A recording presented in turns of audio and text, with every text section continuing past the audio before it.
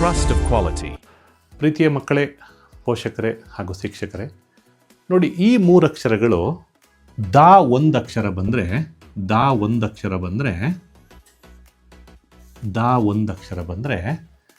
ದೊಡ್ಡ ಧಾ ಬರುತ್ತೆ, ಭಾಳ ಸುಲಭವಾಗಿ ಬರುತ್ತೆ. ನೋಡಿ ದ ಥ. ಇದನ್ನು ಥಾ ಮಾಡೋದು ತುಂಬ ಸುಲಭ. ನೋಡಿ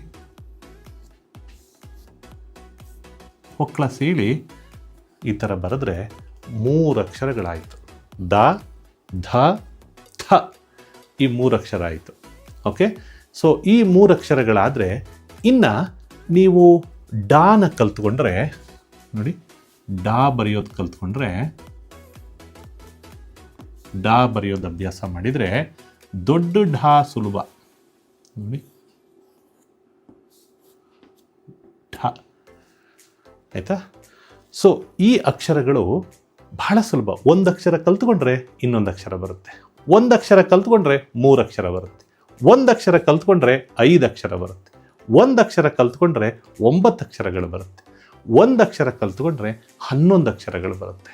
ಓಕೆ, ಇನ್ನು ಉಳಿದಂಥ ಮುಂದಕ್ಕಿರುವಂಥ ಅಕ್ಷರಗಳು ಒಂದು ಕಲ್ತ್ಕೊಂಡ್ರೆ ಇನ್ನೊಂದು ಬರುತ್ತೆ. ಅದು ಯಾವ್ಯಾವುದು ಅಂತ ನೋಡೋಣ ಮುಂದಿನ ವಿಡಿಯೋದಲ್ಲಿ. Okay, thank you.